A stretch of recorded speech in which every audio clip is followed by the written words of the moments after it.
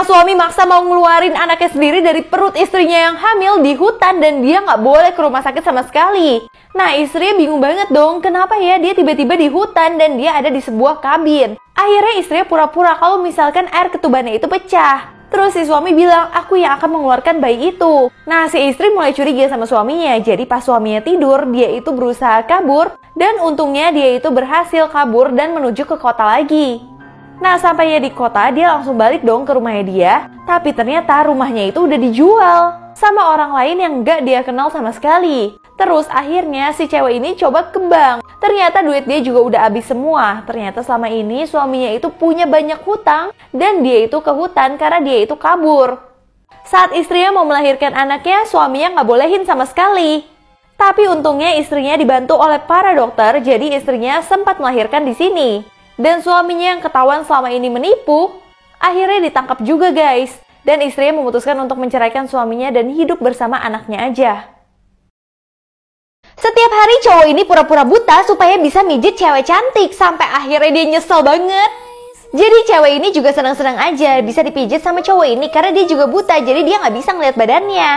Cowok ini awalnya menikmati pemandangan yang ada. Tapi lama-lama dia itu aneh banget sama cewek ini. Kok cewek ini tulang belakangnya itu nggak kayak manusia biasa ya? Terus tiba-tiba dia ngeliat ada cewek yang meninggal ada di sebelah sana. Di situ dia izin ke WC untuk minta tolong. Tapi tiba-tiba ceweknya ada di belakang dia, siap menerkam dia. Ternyata cewek ini memang suka banget makan manusia. Jadinya setelah itu si cowok benar-benar meninggal dunia guys. Cowok ini tiba-tiba mendengar supir busnya ngomong mau menghabisi nyawa semua orang yang ada di bus ini. Sampai akhirnya tuh parah banget guys. Jadi kisahnya cowok ini tuh lagi naik bis, tiba-tiba dia itu diajak ngomong sama supir bisnya. Kata supir bisnya, dia bilang hari ini adalah hari aku pertama kali kembali kerja. Karena dia trauma banget semenjak keluarganya kecelakaan. Tapi sayangnya trauma itu belum hilang dan untuk menyelesaikan trauma itu, dia pingin berbagi trauma yang dia rasakan supaya satu bus ini tuh benar-benar merasakan gimana rasanya kehilangan keluarga. Jadinya dia mau nabrekin bisnya supaya semua orang di sini merasakan apa rasanya jadi dia. Penjaga hotel ini cuma boleh buka hotelnya selama 6 jam doang. Setiap jam 5 sore dia udah harus tutup. Jadi penjaga hotel ini baru aja bekerja di sebuah hotel, tapi hotel ini benar-benar angker banget. Dimana dia itu mempunyai beberapa peraturan di hotel tersebut, dimana dia nggak boleh ngomong sama tamunya sama sekali. Dan peraturan yang terpenting, dia itu harus menutup hotelnya setelah jam 5. Nah tiba-tiba bosnya kaget, kok jam 5 dia itu belum tutup hotelnya sama sekali. Tapi dia bilang ini tuh masih jam 5 kurang. Cuman ternyata semuanya udah terlambat guys. Kalau dia nggak tutup jam 5, ternyata banyak banget arwah setan yang akan masuk ke dalam hotel ini. Setiap malam anak ini nggak dibolehin lepas selimut sama ayahnya sendiri. Jadi si ayah selalu bilang kalau misalkan malam-malam kamu nggak boleh lepas selimut. Dan kalau ada cewek manggil kamu nggak boleh jawab sama sekali. Dia udah menahan diri untuk nggak jawab cewek itu. Tapi tiba-tiba ayahnya itu bangunin dia. Karena ternyata anak ini selama ini tuh selalu dikejar sama siluman ular. Dia mencoba untuk menyingkirkan ular tersebut tapi nggak sempat. Ternyata ular tersebut memang udah menempel ke anak tersebut. Setiap malam ular tersebut selalu nyamperin cowok ini karena ternyata dia cuma mau melindungi cowok ini.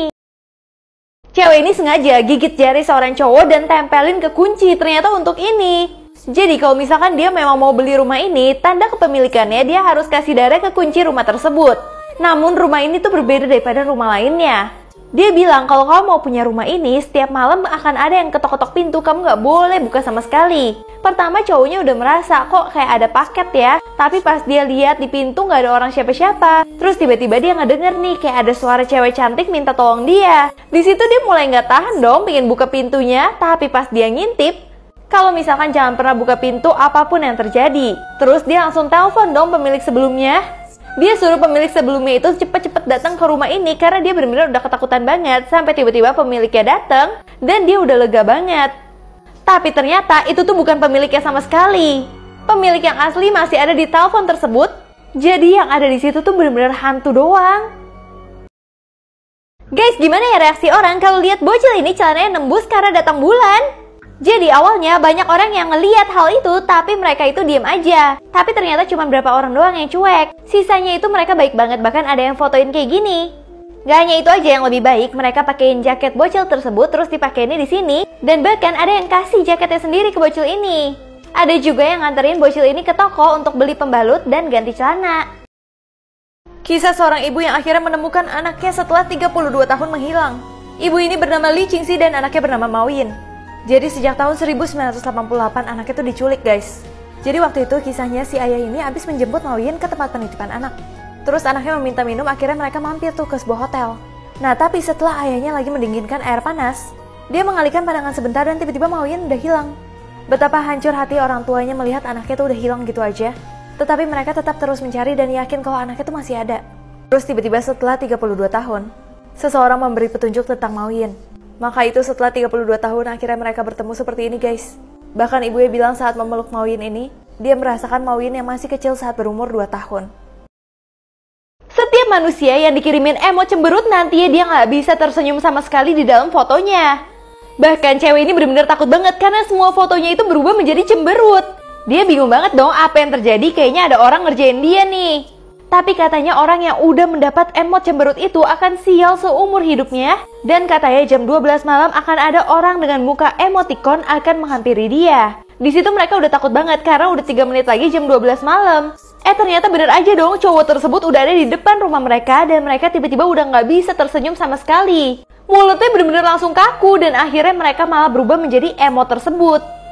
Ternyata cowok yang ngirimin emot cemberut itu sengaja bikin orang berubah menjadi emot cemberut sehingga dia bisa tersenyum lagi. Cewek ini bisa melihat berapa kecocokan dia sama orang lain.